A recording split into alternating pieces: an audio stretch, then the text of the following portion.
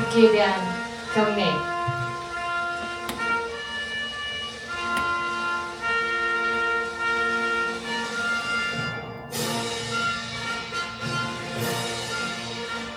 나는 자랑스러운 태극기 앞에 자유롭고 정의로운 대한민국의 무궁한 영광을 위하여 충성을 다할 것을 굳게 다짐합니다.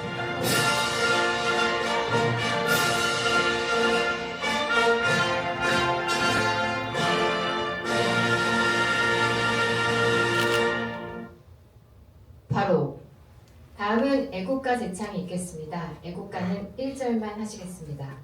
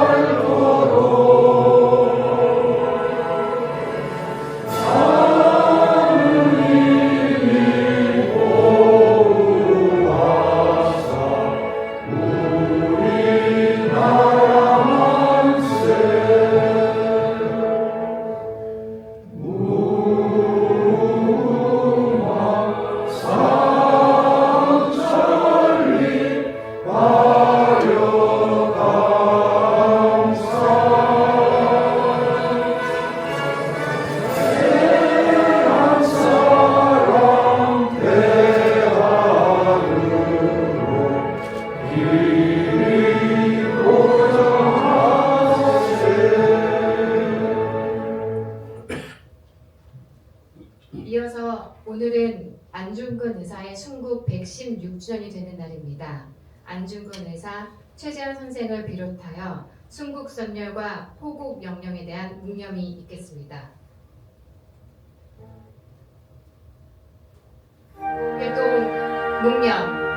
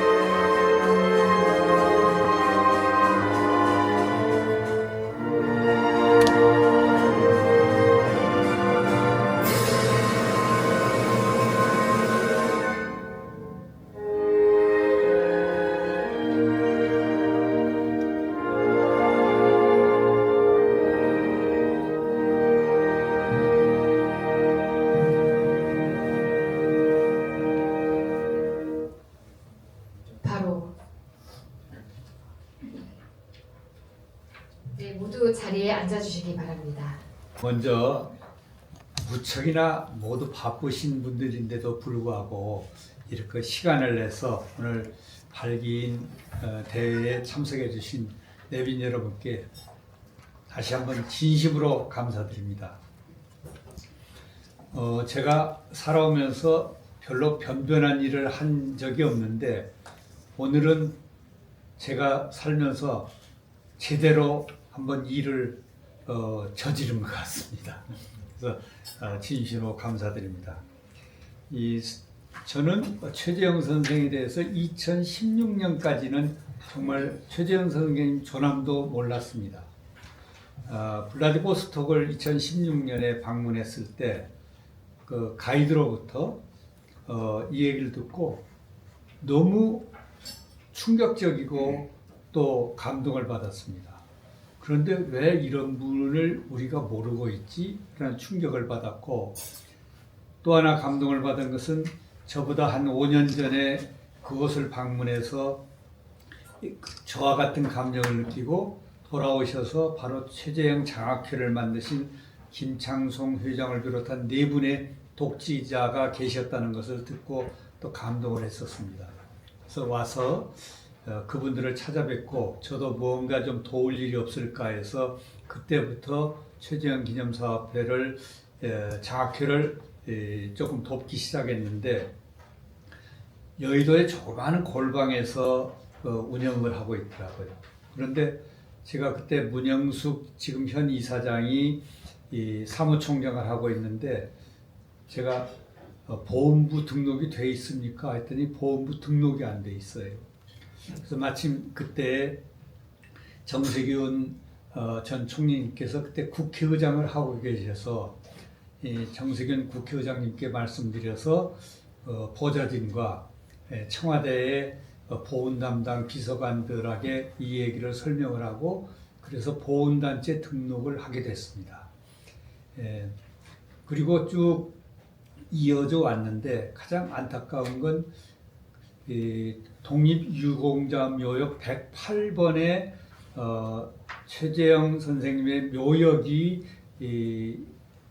모셔져 있었는데 가짜 후손이 그걸 등록을 하고 연금을 타먹는 바람에 그게 밝혀져서 보훈부 직원들이 그거에 대한 문책을 받을까 봐서 묘를 멸실시켜 버렸어요. 손경식 회장님이 지금 입장하고 계십니다. 예. 예.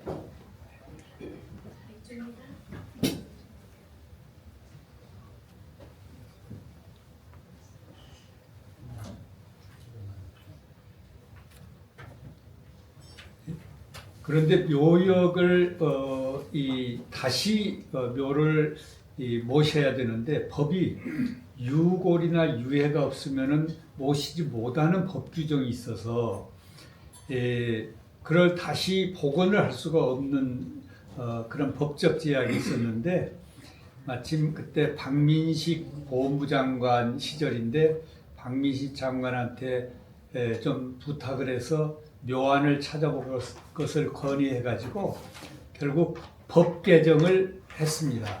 법 개정을 어떻게 했냐면은 배우자 유해가 있으면은 가능하도록 법 개정을 해서 키르기스탄에 있는 배우자 유해를 모시고 와서 합작묘를 하는 걸로 해서 다시 108번 멸실된 묘역에 다시 복원을 시켰습니다. 그때에도 정세균 총리님과 김용호 국회의장께서 여야 국회의원들을 독려를 해서 법안을 우선 심의하도록 해서 그 일을 성공시켜서 현재는 국립묘지 독립유공자 묘역 108번에 가면은 최재형 선생님 내군 묘역이 지금 3년 전인가요? 네, 2023년. 2023년이죠. 3년 전에 복원을 했습니다. 어떻든 최재형 선생님은 9살 때 연해주로 아버지를 따라서 월경을 해서 배가 고파서 항구에 가출했다가 쓰러진 것을 러시아 선장을 만나서 941생으로 살아나고 그 선장의 양아들처럼 키워져서 성공한 기업가로 됐는데 결국은 그렇게 많은 부를 이룬 부를 독립운동을 위해서 다 쓰고 마지막에는 일본군에 의해서 체포돼서 재판 없이 총살된 그런 독립유공자였는데도 우리가 2011년 전까지는 그분에 대해서 잘 알지를 못했습니다. 그런데 작년에 문영숙 기사장이 저를 찾아와서 이제 그 독지가들의 그들이 다 90고령이 돼서 후원도 할 수 없고 이 기념사업회에 나오실 수도 없는 상황이 돼서 이 기념사업회가 잘못하면 문을 닫게 생겼다고 하는 하소연을 해서 제가 고민 끝에 이 일이 제가 운명적으로 제가 좀 서둘러서 처리해야 될 일 같다는 그런 생각을 하게 됐고 금년 1월 12일부터 새해 인사 겸 카톡을 보내고 전화를 드리고 해서 지금 여기 오신 여러분과 36분의 후원하실 분들을 모시고 이렇게 발기대회를 갖게 됐습니다. 그래서 지금부터는 김용호 회장님이 오늘 안중근 의사 이 서거 110주년 그 추모식에 갔다가 조금 늦게 도착하시기 때문에 양해를 구해와서 제가 지금 참석하신 분들과 후원하신 분들을 소개를 드리고 다음 이제 식수는 이제 진행하도록 하겠습니다. 우선 우리 경제계의 큰 거목이시고 우리 기업인들의 아주 롤 모델이신 경총 회장이신 손경식 회장님 참석하셨습니다.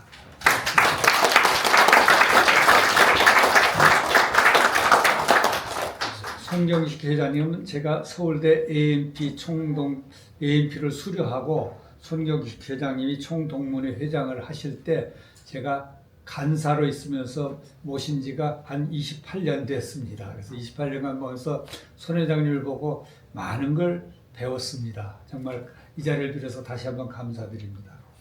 다음은 이 국회의장과 국무총리를 역임하신 정세균 총리님 오셨습니다. 정 총리님은 저하고 1966년 고등학교를 같이 입학했던 친구이자 60년 됐네요, 이제. 그리고 집안이자 같은 고향인 이런 분입니다. 늘 제가 이 고민이 있으면 상의를 드리고 또 사는 방법을 이렇게 배우고 있습니다. 감사합니다. 그 다음에 우리나라가 한상이라는 조직이 있습니다. 외국에서 살면서 기업을 하는 분들이 이제 네트워크를 구성했는데 그 한상 조직과 별도로 기업인들 모임이 있는데 이걸 월드 옥타라고 하는데 월드 옥타 현 회장을 하신 비엔나에서 사업을 하고 계신 박정범 회장님 오셨습니다.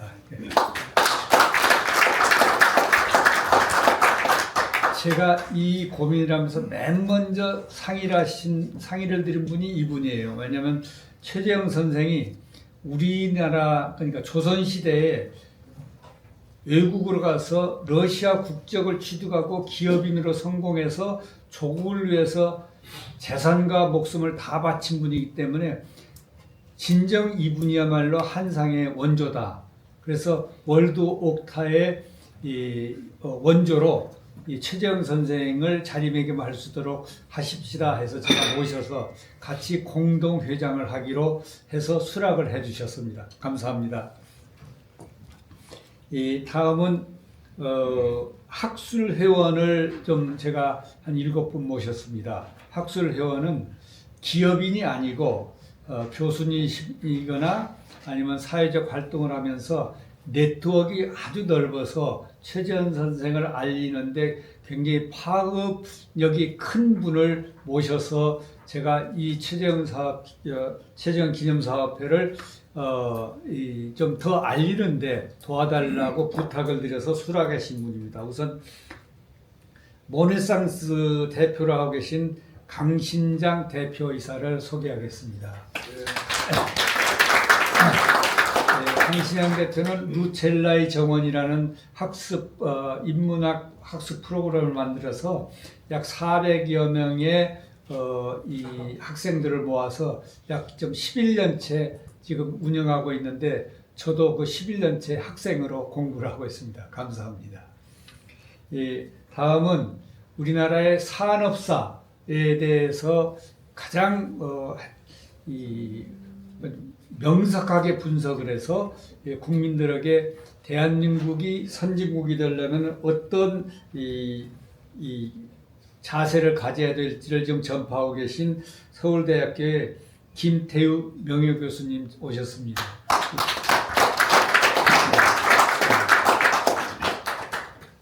다음은 외국 기업의 한국 대표로서 본사 이 BMW 본사의 임원으로 계시면서 우리 한국 기업들을 많은 중소기업들을 BMW나 벤츠에 이렇게 거래를 하도록 길을 열어주신 그런 그 기업인이 계십니다. BMW 코리아의 회장을 하셨던 김효준 회장님 참석하셨습니다. 제가 이 독일에 대해서 궁금한 점이 있으면 늘 이렇게 물어서 배우고 있습니다. 다음은 오늘 참석을 못했지만은 서울대학교에서 스파크라는 프로그램을 운영하면서 소위 이 기업인들을 이렇게 가르치고 있는 오종남 교수가 계십니다. 김현장이 고문으로 계신데 오늘 학교 행사가 있어서 부득이 참석은 못하셨습니다. 그 다음에 중앙일보의 논설위원으로 계신 장세정 논설위원님 참석하셨습니다. 저 뒤에 계신데 이분은 10여 년 전부터 최대영 선생 기념사업회에 대한 소식을 듣고 이건 정말 많이 알려야 된다 해서 지금 기념사업회에 이사로 계시면서 지금 널리 알리는데 앞장서고 계십니다. 예, 고맙습니다. 그 다음에 우리나라의 정말 거목인 철학자이신 서강대학교 명예교수님이신 최진석 교수님 참석하셨습니다. 최진석 교수님은 고향 한평에 기본학교라는 학교를 세워서 젊은이들이 국가를 위해서 어떻게 행동을 해야 될지 매 기마다 한 20여 명 정도를 양성해서 지금 사회에 내보내는 그런 활동을 하고 계십니다. 정말 존경합니다. 다음은 우리나라의 가장 국방력이 억제력이 강하게 운영될 때를 저는 한민구 장관님이 국방장관을 하고 계실 때가 아닌가 이런 생각을 합니다. 이 군인들이 모든 군인들이 존경하는 선배로 모시고 있는 한민구 전 국방장관님 참석하셨습니다.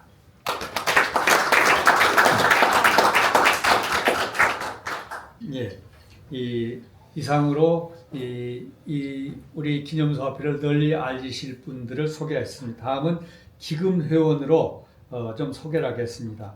우리 IT 업계를 앞으로 이끌어갈 리더입니다. IT센 그룹 강진모 회장님 참석하셨습니다.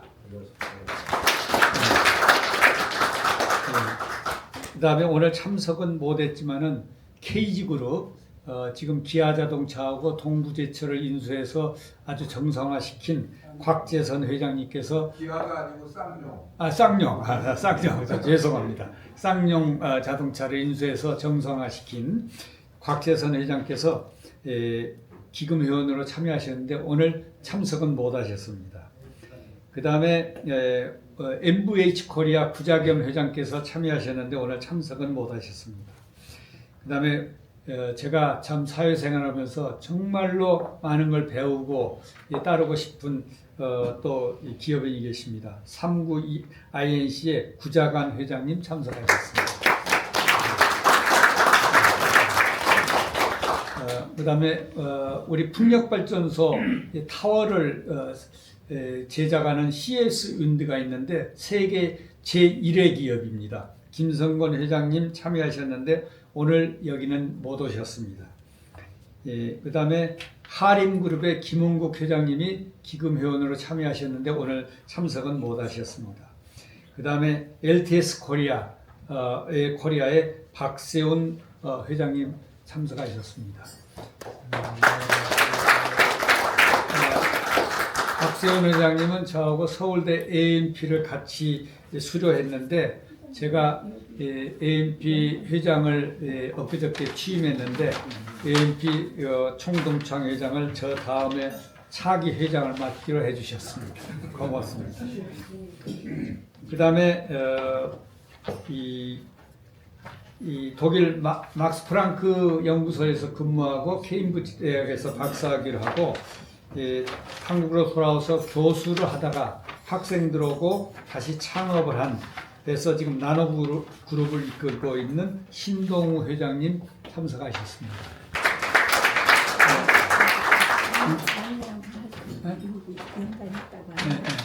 예, 신동호 회장님은 현재 한양대학교 총동창회장을 역임하고 계십니다. 그 다음에 세무법인 센트릭 회장을 하고 계신 안만식 회장님 참석하셨습니다. 그 다음에 우리 이 한국 콜마그룹 윤동환 회장님 참석하셨습니다. 윤 회장님은 아주 여러 사회적 활동을 많이 하고 계시지만은 역사적 인물들을 이렇게 다시 발췌해서 책을 내신 이렇게 저술가이십니다. 이순신 장군의 어머니 초계변 씨를 비롯해서 이순신 장군의 선배 정걸 장군 책, 그다음에 문익점 선생 책 등을 이렇게 내셨고, 우리나라에 없는 고려 불화를 일본에서 구입해서 국립박물관에 기증을 해서 이제 우리 국민들이 국립박물관을 가면 볼 수 있도록 이렇게 해주신 분입니다. 고맙습니다. 예, 그 다음에 휴원스 그룹 윤성태 회장님 참석하셨습니다. 제 대학 후배로서 항상 제가 의지하고 있는 후배입니다. 예. 그 다음에 계룡건설의 이승찬 대표께서 후원을 해주셨는데 오늘 주총이라서 참석을 못하셨습니다. 대신 파이낸셜 그룹의 이호령 회장님 참석하셨습니다. 대신그룹은 정말로 사회적 공헌을 엄청 많이 하고 계시거든요. 이호령 회장님의 그런 뜻이 반영된 걸로 알고 있습니다. 그 다음에 원익그룹의 이용환 회장께서 후원을 해주셨는데 오늘 참석은 못하셨습니다. 그 다음에 모트렉스의 이용환 회장 후원해 주셨는데 참석은 못하셨습니다. 그 다음에 대창그룹의 조시영 회장님 참석하셨습니다. 조시영 회장님은 제 고향 선배님이시고 늘 저를 지도해 주시고 계신 분입니다. 고맙습니다. 그 다음에 코나아이 조정일 회장 참석하셨습니다. 우리가 가지고 있는 신용카드의 칩은 저 코나아이가 다 공급을 하고 있고, 최근에는 영월에 한옥 헤리티지 호텔을 지금 오픈을 해서 했는데 하룻밤 숙박료가 1,000만 원이 넘습니다. 그래서 아마 제가 거기를 가서 자보고 100년 후에는 분명히 유네스코 문화등재가 될 거라는 생각을 해봤습니다. 그 다음에 미디어울 그룹의 주원석 회장님 참석하셨습니다. 주원석 회장님은 저하고 같이 루첼라이 정원에서 공부를 하고 계시는데 별명이 후원 회장님이십니다. 여러 군데 후원을 하고 계신 분입니다. 그 다음에 한국토지신탁그룹 차정훈 회장님 참석하셨습니다.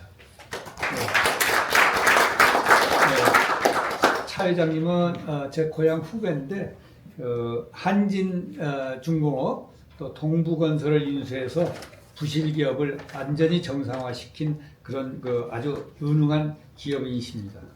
그 다음에 안다자산운용의 최건욱 회장님 참석하셨습니다. 최 회장님은 제가 오늘 처음 인사를 드렸는데 최진석 교수님 절친이십니다. 최 교수님의 추천으로 회의 후원을 해주시겠다고 해서 모셨습니다. 진심으로 감사합니다. 그 다음에 이 충남도시가스, 지금은 CNCT 에너지라고 이름이 바뀌었는데 황인규 회장께서 후원을 해주셨는데 오늘 참석은 못하셨습니다. 이상으로 우리 아이고. 제가 맨 처음에 소개를 드려야 되는데 빠졌습니다. 우리 법조계의 IT 전도사입니다. AI 전도사이신 강민구 변호사님이십니다. 이 법원장님과 서울고법에서 변호사 부장 판사로 계시다가 퇴임을 하시고 개업을 하셨는데 저희 수산그룹의 법률 고문을 해주고 계십니다. 그리고 우리 법률 시장에서 이제 AI를 활용한 그런 제도 개선을 위해서 불철주야 지금 전파하고 계십니다. 대단히 죄송합니다. 이렇게 늦게 소개를 했습니다. 이상으로 소개를 마치겠습니다. 고맙습니다. 상상하고 오죠. 이거 배포되어 있나요? 네, 다 갖고 계십니다. 예, 띄어져 그러면 있어요. 바로 시간상 제가 이 최정기념사업회가 이거는 사단법인으로 등록돼 있고 기금 후원을 하면 영수증 발행을 할 수 있는 단체로 등록이 돼 있는데 이건 일반 회계로 지금 운영이 되고 있는데 이번에 모금 목표는 30억을 모금하면은 이 기금은 일반 회계하고 별도로 분리해서 관리하려고 합니다. 이게 소모가 돼버리면은 또 언젠가는 이 기념사업회가 위기에 처하기 때문에 이 30억은 이 부동산이나 아니면 이 수익을 창출할 수 있는 채권이나 여기 투자를 해서 이 파생 수익만 기념사업회 운영비에 이용되도록 이렇게 정관을 만들었습니다. 만일 이게 나중에 이제 완전히 정상화가 되면은 그때 가서 이 기금 후원에는 존속할지 여부는 그때 가서 정하기로 하기로 하고 우선 이 정관을 한번 배포된 정관을 읽어보시고요. 1조는 명칭이고 2조는 목적 및 목표인데 이거는 후원하긴 기금을 확충하는 목적으로 설립된 후원회이고 사업은 사업회에 대한 재정적 지원 그 다음에 이 최재형 선생을 업적을 알리는 홍보 및 교육 활동 지원 기타 사항으로 되어 있습니다. 이 사무소는 기념사업회에 같이 두는 걸로 했습니다. 이 자격은 최재형 선생의 배치가 정신에 공감하고 본회의 목적에 찬동하는 자로서 본회 소정에 걸쳐서 절차를 거쳐서 가입한 자로 기금회원과 학술회원으로 구분을 했습니다. 기금회원은 1천만 원 이상 후원한 자로 아래와 같이 한다. 다이아몬드는 1억 원 이상, 이 플래티넘 5천만 원 이상, 골드 3천만 원 이상, 실버 1천만 원 이상, 배치가는 1천만 원 미만으로 이렇게 정했습니다. 학술회원은 이 본회의 목적을 이해하고 최재형 선생의 업적과 기록을 말과 글로 정리해서 널리 알리는 역할을 해주실 분으로 본회 운영위원회에서 선임한다. 이렇게 정했습니다. 권리는 활동에 참여하고 의견을 제시할 권리를 갖는다. 이 의무는 정관 및 재규정을 준수한다. 본 사업에 적극적으로 참여할 것을 의무로 하고 있습니다. 탈퇴는 언제든지 탈퇴할 수 있는 자유롭게 정했습니다. 임원은 고문 3분 이내, 회장은 국내 파트 1명, 국외 파트 1명, 기금위원장은 1명, 그 다음에 간사 1명은 기념사업회 사무국장이 겸임하는 걸로 했습니다. 지역위원장은 국내 10명, 국외 10명을 선출할 예정입니다. 기금운영위원은 3인 이내로 하는데 기념사업회 이사장 포함하니까 이 기금 후원에서 2분을 선임하고자 합니다. 그 다음에 감사 2명 이내로 선임을 하겠습니다. 기금운영위원회는 운영위원장과 회장, 운영위원으로 구성하려고 합니다. 임원의 선임은 회장과 운영위원장, 감사는 총회에서 선출하고자 합니다. 기타 임원은 운영위원회 추천으로 회장이 임명하는 걸로 하고 싶습니다. 임원의 임기는 2년으로 하고 연임할 수 있도록 했습니다. 총회의 기능은 정관 변경과 사업계획 및 예산 결산을 승인하고 임원을 선출하고 임원 중에는 회장과 운영위원장, 감사를 총회에서 선출하고 기타 중요한 사항이 있을 때 총회 인준을 받도록 하겠습니다. 정기총회는 연 1회 개최하며 필요시 임시총회를 개최하겠습니다. 총회는 출석 회원 과반수의 찬성으로 의결하도록 하겠습니다. 재원은 후원금과 기타 수입으로 하겠습니다. 기타 수입은 이자 수입이나 임대료 수입이 있기 때문에 이렇게 했습니다. 기금 목표액은 30억 원으로 정했습니다.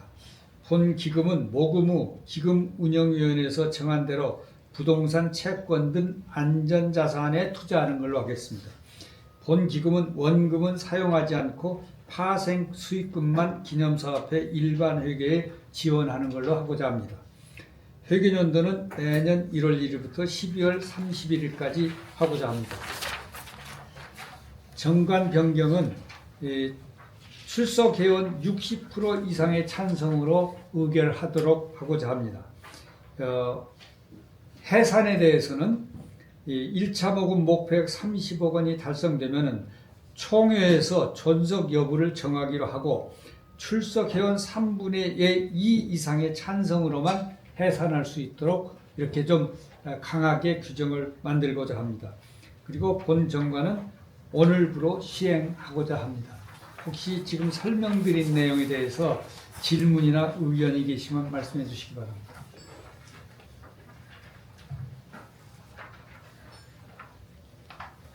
이대로 해도 괜찮을까요? 네. 그러면 이 정관은 만장일치로 의결되었음을 선포하겠습니다. 다음 임원선임 그럼 내가 정해준 거 있었죠? 기금위원회하고 네. 안 적어왔나요? 네, 따로 적어주는 것 같아요. 그러면은 이 자료를 찾는데 시간이 걸리니까 다음 회의를 진행하면서 시간 중간에 제가 이 기금위원을 좀 보고를 드리고 운영위원장하고를 좀 여러분의 제가 인준을 받도록 하겠습니다.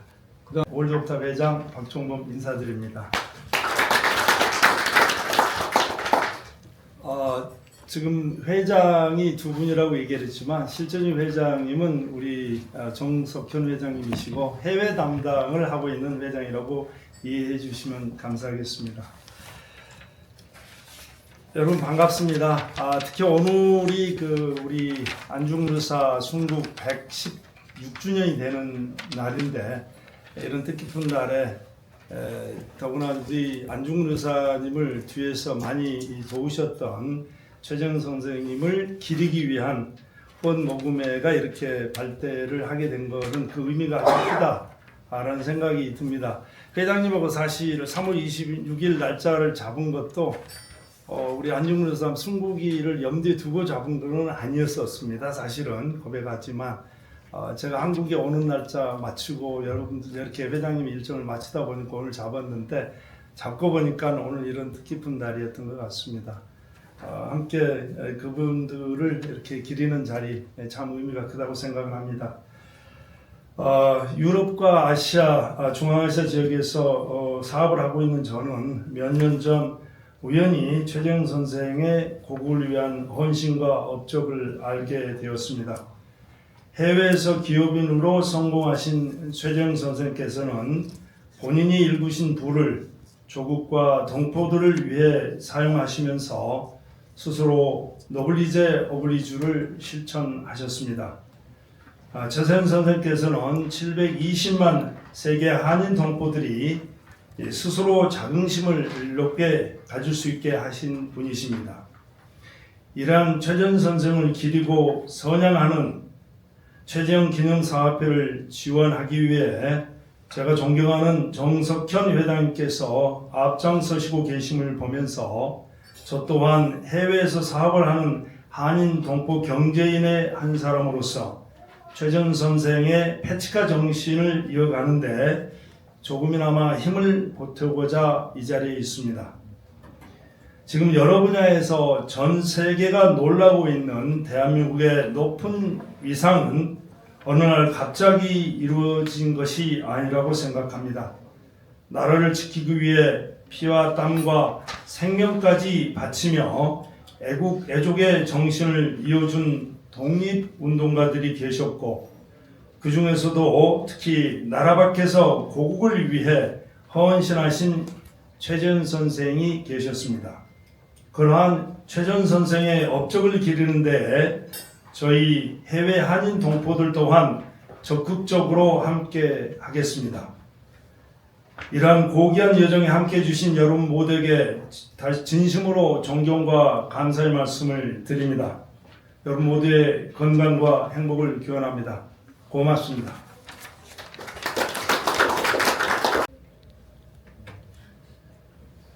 다른 제가 그 지자체나 학교 같은 데서 강연하는 건데 오늘 이걸 위해서 특별히 제가 만들었는데 죄송합니다. 이건 제가 그동안 쓴 책들이고요. 우선 오늘 안중근 의사 신국 116주기를 맞아서 여기에서 이렇게 알려드리게 돼서 대단히 의미가 깊습니다.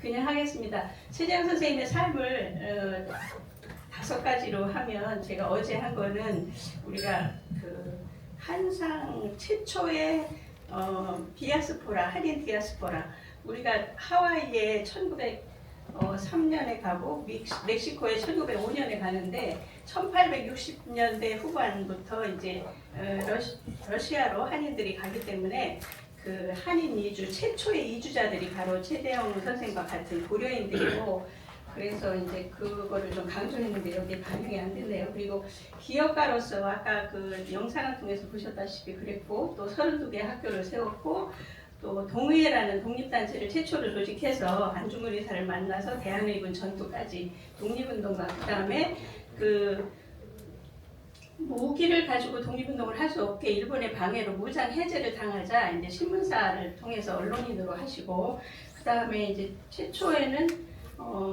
11살부터 17살까지 6년 동안 바다를 돌면서 가장 인생관이 정립되는 11살부터 17살까지의 청소년기에 그 한 최재형 선생님의 인성이 결정이 됐다고 생각합니다. 요거는 제가 그냥 넘어가고요.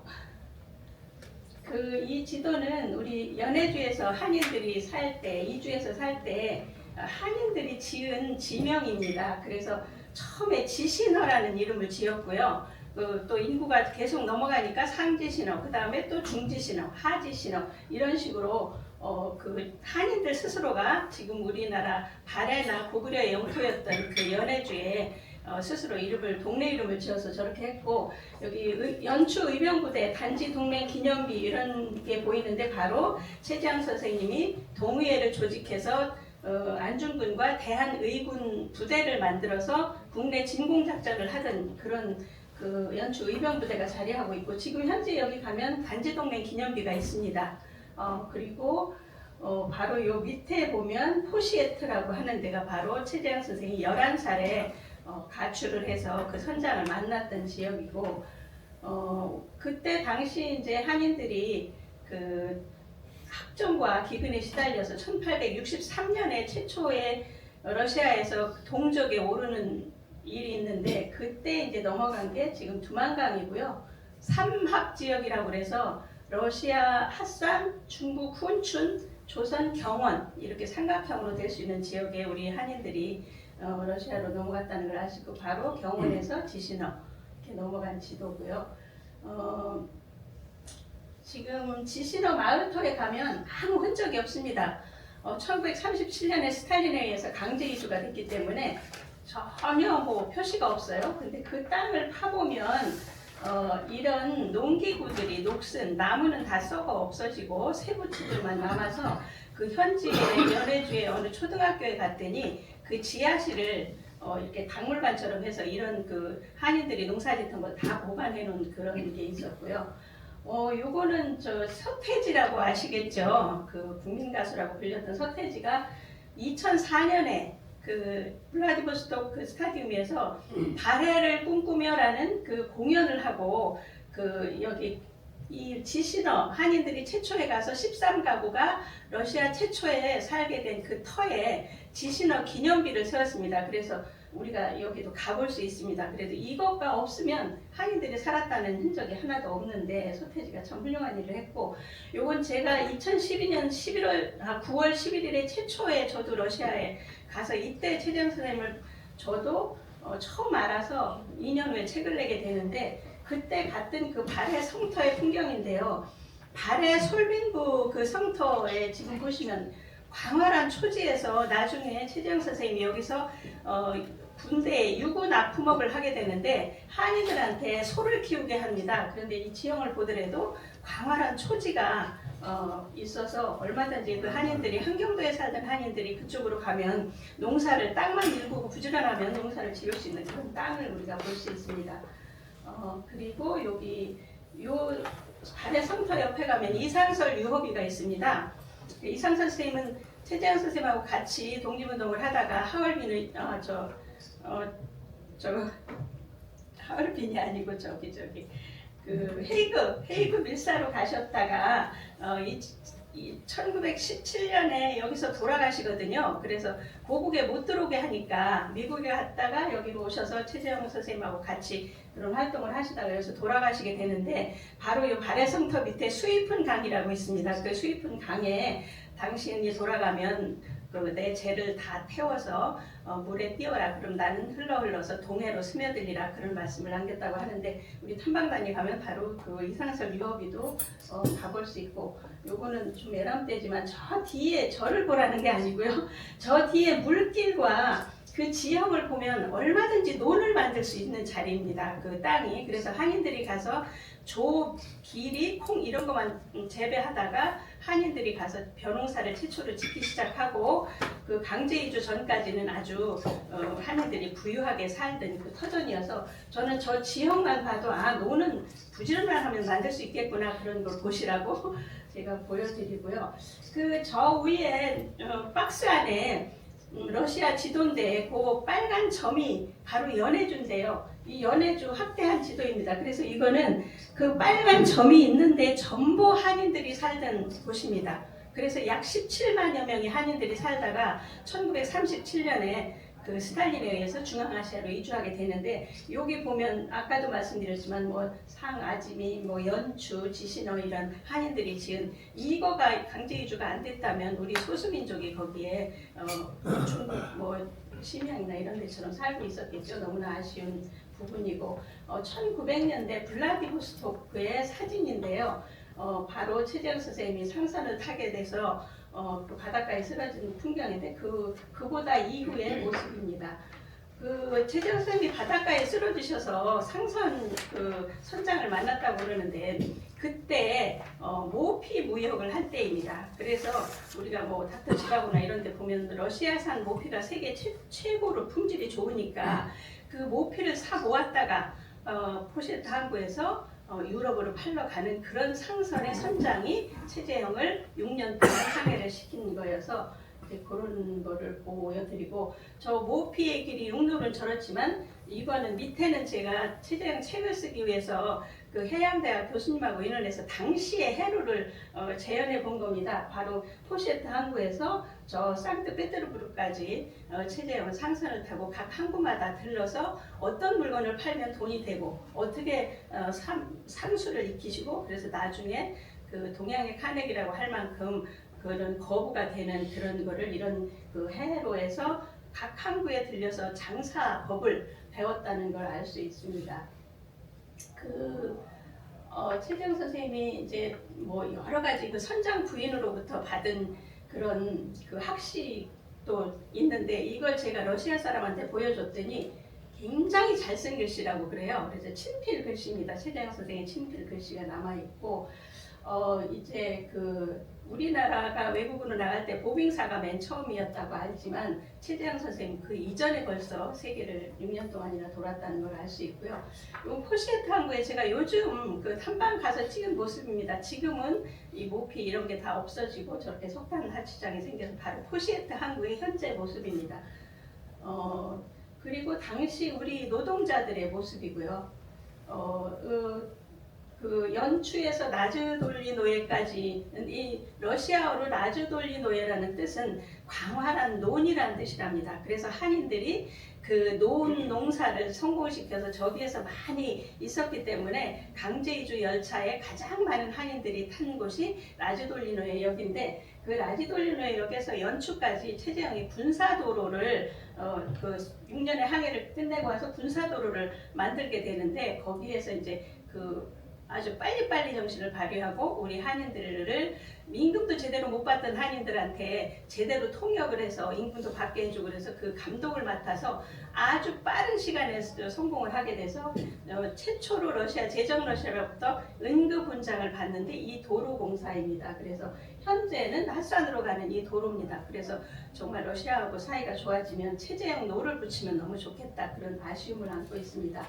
그 다음에 최재형 선생님이 이제 교육자로서 아까 뭐 32개 학교 이렇게 다 알려드렸으니까요. 근데 이제 33살에 군수가 됩니다. 양치의 군수가. 그래서 그 군수 월급을 은행에 넣어놓고 그 이자로 한인 학교에서 우수한 학생들을 유학을 시켜서 나중에 이제 사위들도 그런 그 우수 학생들로 삼는데 37년 이후에 그 스탈린한테 사위 6명이 몽땅 총살을 당합니다. 그래서 그렇게 이제 했고 당시 학교의 모습인데요. 요 맨 위에 사진 보면 저 뒷줄에 요 분이 최재형 선생님입니다. 러시아 정교의 학교고 이렇게 까까머리 동양인들이 있다는 걸 알고 상급 학교에 이런 모습으로 진학을 해서 교육에 32개 학교를 세우고 그 연해주 파산학교에 있는 학교인데 이 러시아에서 그 학교의 등급 무슨 표창을 하는데 이 학교로 인해서 또 두 번째 응급훈장을 받으십니다. 그래서 학교를 지었을 뿐만 아니라 운영도 굉장히 잘 하셨다는 걸 알 수 있고 요 옆에는 우리가 잘 아는 낙동강의 저자 조명희 선생이 청년들을 가리키던 육성촌 학교인데요. 이 학교도 최재형 선생님이 조명희 선생님을 거기에서 가르치라고 알선을 해주셨다고 합니다. 그 다음에 이제 그 기업가로서 이제 최재형 선생님이 출발을 하게 되는 게 바로 러시아 군대가 제정 러시아가 동방 정책을 펴면서 블라디보스톡에 대량의 군대를 보내게 되는데 문자 그대로 블라디 지배하라 정복하라 보스톡은 동쪽 그래서 블라디보스톡이라는 단어 자체가 동쪽을 지배하라였고 이 군인들이 필요한 이제 그 도로나 주택이나 식품 생산이나 또 유구 납품업을 한인들한테 그 중국이나 조선에서 송아지를 사다가 아까 그 어른 초지에서 키우게 해서 한 달에 150도 분량의 소고기를 러시아 군대에 납품하면서 엄청난 부를 이루기 시작했다고 합니다. 그래서 그렇게 이제 분납업으로 해서 그 공공 목욕탕도 자녀가 11명이나 되니까 집에서 목욕하기가 뭐해서 아예 마을에 공동 목욕탕을 지었다는 그 자녀들의 수기에 나오고요. 또 공원도 그 6년 동안 돌면서 서양의 그런 아름다운 공원 그런 걸 보셨을 테고 그래서 공원도 조성했다는 게 알려지고 그다음에 이 소만 키우게 하는 게 아니라 그 연어철이 되면 러시아에서 가장 그 인기 있는 연어알을 채취하게 해서 그때는 잠시 일손을 놓고 연어 올라오는 철이 되면 다 연어알을 채취하고 연어를 잡게 해서 또 수익을 올리고 그래서 기업을 그렇게 하셨다는 거고요. 지금 이런 것들이 그냥 이렇게 뭐 한 줄 한 줄이 있는 게 아니라 그 영국의 왕립 지리학회에 이 비숍 여사가 쓴 조선과 그 이웃 나라들이라는 책이 있는데요. 여기에 보면 그때 당시의 정황이 아주 자세히 나와 있습니다. 양치에는 흙이 비옥해서 그 경제 정리도 잘 돼 있고 강력한 지배층 정도의 한국에서라면 그런 집들이 즐비하고 그 다음에 포시에트만 최재형이 그 11살에 쓰러졌던 거기에는 막사와 창고가 있는데 한인 정착민들이 블라디보스톡에 공급되는 육류의 대부분을 댄다. 그리고 뭐 한인들은 중국인보다 능력이 있었고 이 비숍 여사가 보기에 여인 동물들을 사다 이렇게 했다. 그 다음에 필요한 야채와 하초, 우유, 기생. 그래서 백만송이 장미 너무 잘 아시잖아요. 그 여성의 날에 러시아에서 남성들이 그 여성들한테 저거 장미를 안 바치면 1년 내내 바가지를 긁힌답니다. 최재형 선생은 이런 것도 다 아시고 장미를 키우라고 또 권장하라고 그래서 이렇게 분업화해서 당신 혼자뿐이 아니라 모든 한인들이 다 같이 잘 살고 있게 하는 그런 걸 하셨고 그렇게 하면서 이제 러일 전쟁에 참여를 합니다. 그 납품 소위로 참여를 하는데 다 그때는 러시아가 이기리라고 생각을 했죠. 근데 영일 동맹을 맺었기 때문에 이 수에즈 운하를 일본의 요청에 의해서 영국이 수리 중이라고 해라. 그래서 그 수혜조를 통과하지 못해서 이 남아프리카까지 돌아서 와서 결국은 이제 일본에 승리를 안겨주는데 최재형은 이때 일본으로 망명해 있던 그 갑신정변의 주역인 갑자기 생각이 안 나네요. 그분이 초청을 해서 6개월간 아니요. 그 6개월간 동경에 머뭅니다. 그래가지고 거기에서 이제 가서 그 일본의 정세를 다 파악하고 와서 1907년에 안중근 의사가 바로 북에 망명을 하거든요.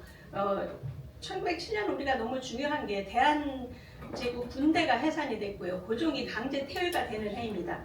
그러니까 안중근 의사가 교육의 사문학교, 돈이학교를 청년들을 교육을 시키다가 군대도 해산이 되고 강제 폐유되고 이러니까 국내에서는 이게 희망이 없겠구나. 그리고 이제 해외로 나가서 우리 동포들과 손을 잡고 독립운동을 해야 되겠다. 그래서 이제 해외 망명을 했고 그때 이제 러시아로 가게 됩니다. 그래서 거기서 당연히 군수까지 하고 모든 그 재력도 있고 인맥도 있는 최재형을 찾아가게 되고 최재형 선생과 함께 1908년에 동의회라는 독립단체를 조직합니다. 그 동의회의 주역이 회장이 최재형, 이의종이 있습니다. 동의회 이범진의 아들 이의종이 10,000루블을 가지고 최재형한테 와요. 근데 1905년에 을사늑약이 돼서 이 해외에 있는 그 공사나 외무관에 월급을 내보내지 못하는데 이범진이 어떻게 10,000루블을 갖고 있었겠냐. 이거는 고종의 내탕금이다. 그렇게 보고 있습니다. 그래서 이의종 혼자서 이 상트페테르부르크에서 여기 블라디보스토크까지 오기가 너무 10,000루블을 들고 오기가 너무 그러니까 이 이의종은 국제 결혼을 했습니다. 당시에 롤겐 남작의 딸과 결혼을 했는데 혼자 보내기가 뭐하니까 그 장인 롤겐 남작과 같이 10,000루블을 들고 최재형한테 옵니다. 그래서 여기서 최재형이 13,000루블을 대고 이의종이 가져온 10,000루블 그리고 그 지방에서 모금을 한 거가 7,000루블 그래서 약 30,000루블을 가지고 동의회를 조직을 합니다. 그 동의회에 이제 이범료는 간도관리사였고요. 안중근은 여기에 평의원으로 참여합니다. 그러면서 안중근 의사가 이제 그 리순감옥에서 마지막에 나는 절대 그 테러리스트가 아니고 대한의군 참모 중장이라고 자신의 직함을 밝히는데 이 대한의군이 바로 동의회의 산하 대한의군입니다. 하얼빈 영화를 보신 분은 그 현빈이 헤매다가 최재형 집으로 오는 걸 보셨을 거예요. 그 현빈이 바로 안중근으로서 대한의군의 전투에서 패하고 이제 오는 장면인데요. 그래서 최재형 선생님은 동의회 총장으로 해조신문에 동의회 취지문을 발표를 합니다. 그리고 그 대한의군이 국내 진공작전을 3차례에 걸쳐서 하는데 신화산 전투에서 아주 대승을 거뒀고요. 홍의동 전투에서 대승. 그 다음에 영산 전투에서 안중근이 포로를 7명을 잡게 됩니다. 그런데 이때 이제 안중근이 포로는 함부로 죽이는 게 아니다 그러고 살려주게 되죠. 그래서 그 포로들이 가서 모든 비밀 루트를 발설해서 결국은 그 하얼빈에 나오는 그 전투가 그렇게 해서 참패를 하게 되고 안중근은 그 어떤 당신으로 인해서 그 부하들한테도 굉장히 그런 어떤 아주 그 항의를 받게 되고 그래서 결국 이제 손가락을 자르게 되는데 그 단지 동맹이 동의단지회입니다. 동의회에서 동의단지회로 했다는 걸 알 수 있고 요거는 그 일본 밀정이 조사한 그 단지 동맹이 어디서 했냐는 그 얘기입니다. 그래서 고노주 따로 그 일본 외무대신한테 하얼빈 총영사가 그 보고를 해요. 노우케프스크라는 거는 그때 당시 양치해입니다. 최재형 선생이 대한의군을 조직하던 그 장소. 거기에 출장을 가서 한인 밀정의 보고에 의하면 안흥칠, 김기룡, 정대호, 우덕순 등이 여기 6월 중순경에 노우케프스크 최재형 주소에서 집합해서 단죄를 했고 그 목적은 한국 독립을 위했고 일본인에 한해서 내인의 암살을 한다는 이 문서가 2019년에 일본 애교사료관에서 발견이 됐는데 이걸 가져올 수 없으니까 그 우리 학술위원이 가서 이걸 찍었어요. 찍어와서 이렇게 밝혀졌고 요 보시면 2등 공작 만주시차 일건이라는 하얼빈 안중근 의사가 이토 히로부를 척살한 다음에 일본 밀정 그 보고들을 모두 집합해서 2등 공작 만주시차 일건이라는 이 별책에 이 아까 그 단지동맹도 그 책 속에 있는 거고 여기에 딱 보면 한국의 제5국 지부의 배일당입니다. 여기에 첫 번째가 누구예요? 최재형입니다. 최재형은 이름이 한자를 요렇게도 쓰고 요렇게도 쓴다. 또 거기에 도원이다.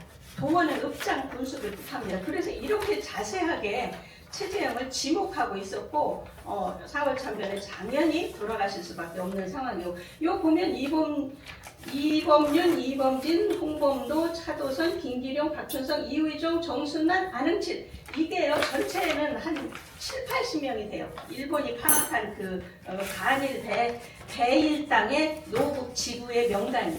그래서 우리가 그 최재형 선생님이 얼마나 중요한 그 일본의 지목 대상인 걸 알 수 있고요.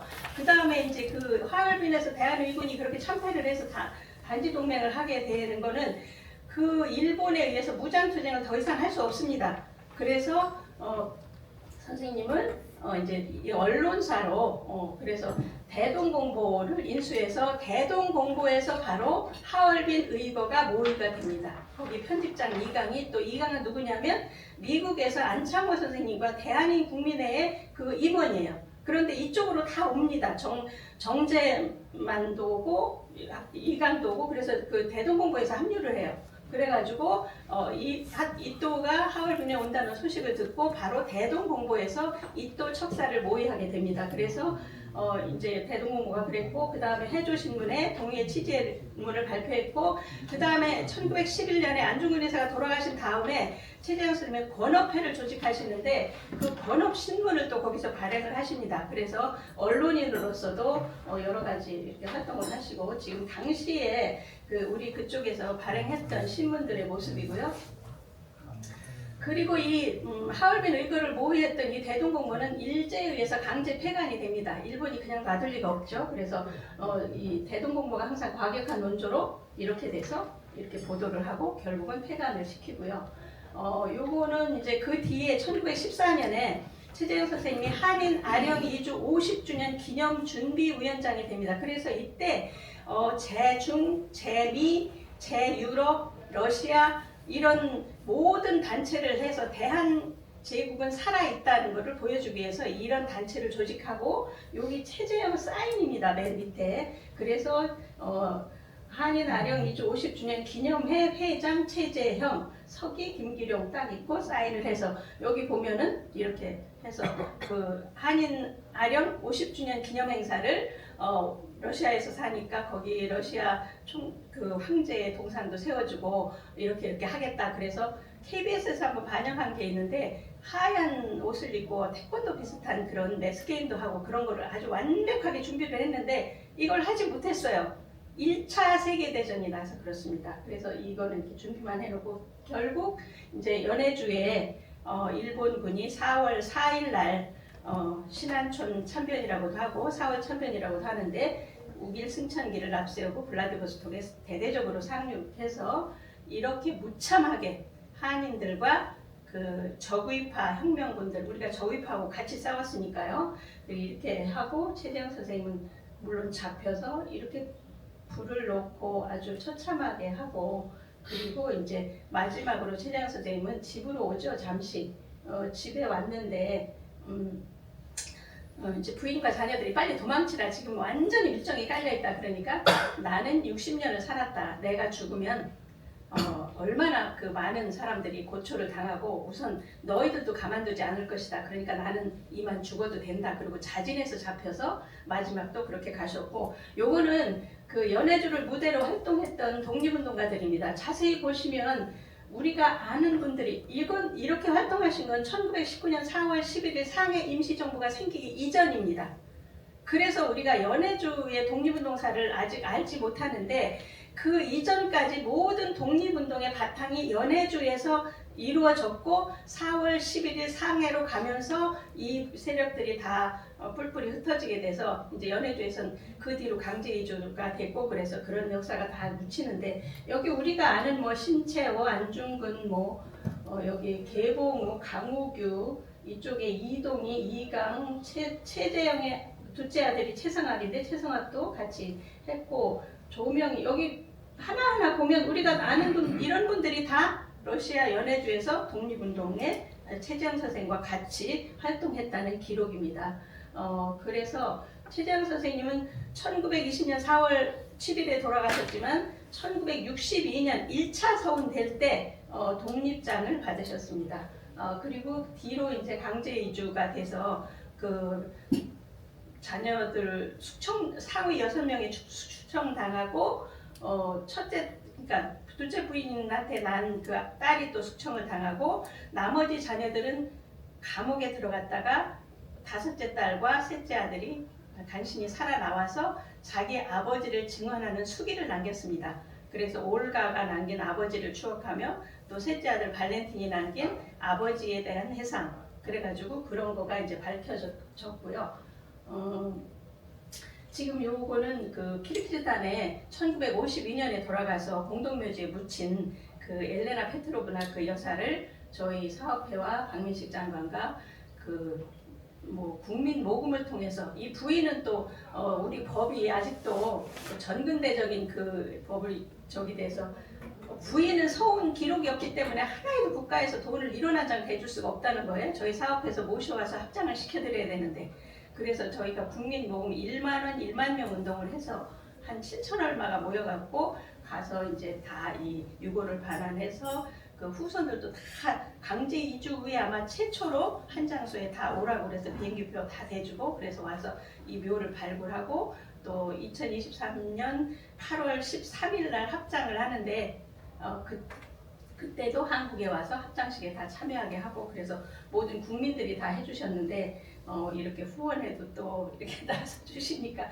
최재형 선생님이 이제야 많은 빛을 보시는 것 같습니다. 그래서 이렇게 그 자리 가짜 후손이 20여 년간 부상금을 타먹고 밝혀질까봐 멸실시켰던 바로 그 자리에 부인과 같이 합장을 해드렸습니다. 그리고 우스리스크에 지금 마지막 2년 동안 마지막 그 가족들을 보러 들어갔다가 잡힌 그 집이 보훈부에서 사서 현재 최재형 기념관으로 우스리스크에 있습니다. 그리고 8월 12일 날 또 이렇게 거기에는 흉상도 세웠고요. 그 다음에 이제 저희 기념사업회 소개를 드리겠는데 지금 2010년에 이분들이 네 분이 이제 여행을 가셨다가 최재형을 처음 가이드로부터 듣고 우리 정석현 회장님이 감동을 받았던 것처럼 이렇게 네 분이 가셔서 지금 요 가운데 제일 키 크신 분이 일대 이사장님이신데 그렇게 말씀을 하셨다고 그래요. 야 우리 그때 80이셨는데 인생 80을 살았는데 이런 분이 계셨다는 것조차도 몰랐는데 너무 부끄럽지 않냐. 우리도 저 세상 갔을 때 당신 뭐하고 왔어? 그러면 나도 이런 거 뭘 좀 하고 왔습니다. 그런 말거리는 만들지 않아야 되겠냐. 그래서 이런 걸 하나 만들어 보자 그래서 2011년에 우리 김영호 회장님 저기 그 헌정회관에서 그 장학회 창립을 했습니다. 그래서 이제 뭐 최재형 그 이름으로 고려인 학생들에게 장학금도 주고 그때는 그냥 100명 장학금을 어떻게 해서든지 만들어서 주자 그러고 조찬 모임 이런 데 다니면서 만원 후원을 하셨습니다. 그래서 그렇게 하다가 저희가 2015년에 이제 법인을 만들었고 이제 2018년에 또 우리 정석현 회장님이랑 총리님이랑 다 도와주셔서 보훈부에 등록을 할 수 있었고 2023년에 현충원에 또 부부 합장도 할 수 있었고요. 그래서 이분들이 저는 또 제2의 최재형을 그때는 아무도 몰랐을 때 이분들이 이렇게 알렸다면 오늘 여기 계신 정말 감사한 여러분 또 뭐라고 또 회장님들이 제2의 최재형을 또 사회에 알리고 그렇게 해주시지 않나 그런 생각을 합니다. 그리고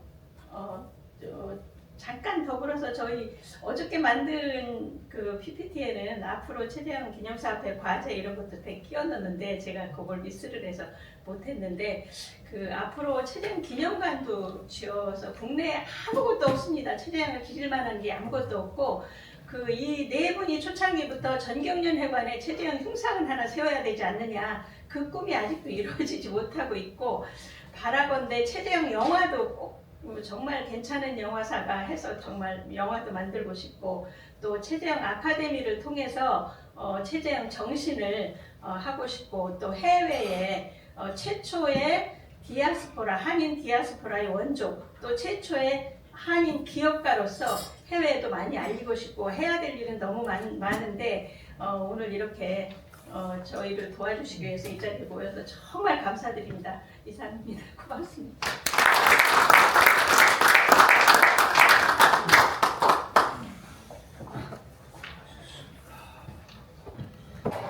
존경하는 내빈 여러분 안녕하십니까. 오늘 최재형 기념사업회 기금 후원의 발족식에 함께하게 되어 뜻깊게 생각합니다.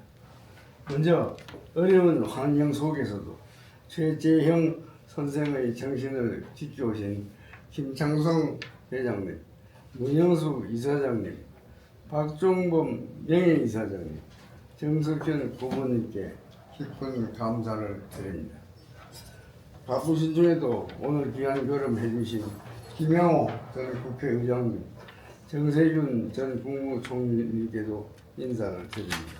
여러분, 최재형 선생은 머나먼 연해주에서 사업으로 기반을 세우시고 그 성취를 교육과 독립운동 지원으로 이어가시면서 노블레스 오블리주를 실천하신 분입니다. 하지만 안타깝게도 분단과 맹견의 역사 속에서 최재형 선생의 이름은 지난 70여 년간 소외되어 왔습니다. 지금 우리가 나서지 않으면 다시 역사 속으로 영원히 사라질 수도 있습니다. 지금 구원의 발전은 단순한 모임의 시작이 아니라 선생의 정신을 오래 기리는 중요한 출발점입니다. 과거 최재형 선생께서는 천박한 땅에서 동포들의 얼어붙은 몸과 마음을 녹여준 폐치가, 즉 따뜻한 난로로 불리셨습니다. 오늘 이곳에 모인 여러분들께서도 사회 곳곳에 온기를 전하는 또 다른 폐치가가 되어주셨으면 합니다. 지금 기금 후원회의 뜻깊은 발족을 다시 한번 축하드립니다. 앞으로도 여러분들의 지속적인 관심과 참여를 부탁드립니다. 감사합니다.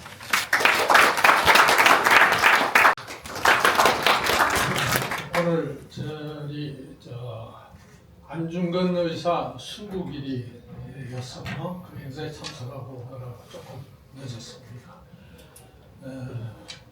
최재형 선생의 어떤 이 기념사업회 장학회가 발족한 그 해 제가 공교롭게 우연찮게도 국회의장으로 있었습니다. 몇 분이 찾아오셔서 축사를 해달라고 해서 이분들이 도대체 최재형 선생을 얼마나 아는지 제가 그때 당시 아는 사람들은 전문가들 외에는 없었을 때 그래서 제가 몇 가지 물어봤더니 대단하신 분들이에요. 그래서 제가 그 자리에서 주저없이 그럼 가서 축사를 하겠다. 이래서 제가 인연이 맺어졌습니다. 우리 문영수 이사장님 잠시 말씀드렸던 그 김창성 회장님을 비롯한 그 네 분들이 주축이 돼서 참 고귀한 뜻을 가지고 최재형 선생 같은 분이 언제 좀 우리 국민들한테 좀 더 알려졌으면 하는 생각이었는데 그동안에 문영수 이제 대를 이어받아 가지고 문영수 이사장이 아주 역할을 많이 하시고 또 저는 몇 년 전입니까 사모님 우리 국립묘지에 저게 저도 같이 참석을 했습니다만은 참 김상성 회장님 같은 분이 또 한 분이 나타나셨어요. 우연히 알게 됐는데 우리 정석현 회장께서 자기도 최재형이라는 사람 전혀 몰랐는데 블라디보스토크에 가가지고 거기서 그 가이드한테 얘기를 듣고 감동을 받아가지고 그 자리에서 헌금을 하기 시작해서 매년 1,000만 원씩 제가 알기로는 그 헌금을 하는 기념 사업회 하는 거 보고는 정말 감동을 받았었습니다. 이런 분이 계시기 때문에 최재형 선생은 결코 사라지지도 잊혀지지도 않을 것이다 했는데 드디어 정석현 회장께서 어제 깃발을 드셨어요. 그래서 이렇게 훌륭하신 분들을 모시고 이런 후원회를 발족해서 정말로 기쁩니다.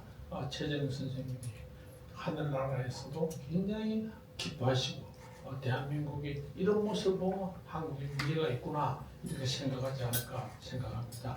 여러분 감사합니다. 고맙습니다.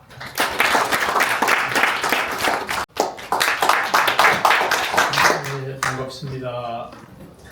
우리 대한민국에서는 봄이라고 하는 계절은 항상 희망을 갖게 하는 좋은 계절인데 금년 봄에는 우리 기금 후원회가 발족되는 것이 그 기쁜 소식 중에 하나가 아닐까 그런 생각을 합니다. 이제 정석현 회장님하고 이렇게 가까운 사이다 보니까 연결이 되어서 문영숙 이사장님도 만나고 또 말씀도 듣고 했습니다만은 지금까지 그렇게 그 최재형 선생에 대해서 깊이 알지를 못하면서 오늘에 이르렀습니다만은 오늘 그 말씀도 듣고 하니까 더 새로워지는 것 같습니다. 그리고 길지 않은 시간이죠. 처음에 이제 장학회가 만들어지고 기념사업회가 만들어지고 이제 오늘은 기금 후원회가 만들어지는데 그 기간이 길지 않은 시간인데 큰 발전을 한 것 같습니다. 그리고 너무 귀한 분들이 이 후원회에 이렇게 동참을 해주셔서 앞으로 최재형 선생님의 그 업적이나 모든 내용들이 국민들에게 잘 알려질 수 있는 그런 기반이 만들어진 것이 아닌가 하는 생각이 들어서 진심으로 축하의 말씀을 드리고 싶습니다. 저는 이제 그런 생각을 해봐요. 요즘에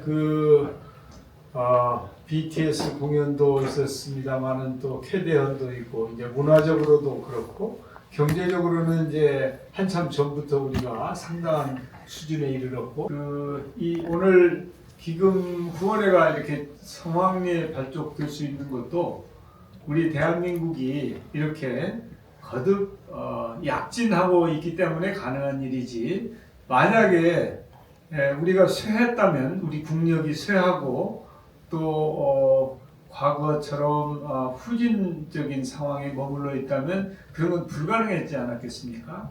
그래서 참 우리 대한민국이 축복받은 나라이기 때문에 우리가 늦게나마 최재형 선생을 기리고 또 모실 수 있게 되었다 해서 참으로 금년 봄과 함께 저는 희망을 갖고 또 기쁜 마음으로 이렇게 함께 하였습니다. 동참해 주신 모든 분들은 정말 훌륭하신 분들이라고 생각이 되어서 진심으로 감사와 축하의 말씀을 드리고 싶고 앞으로 이제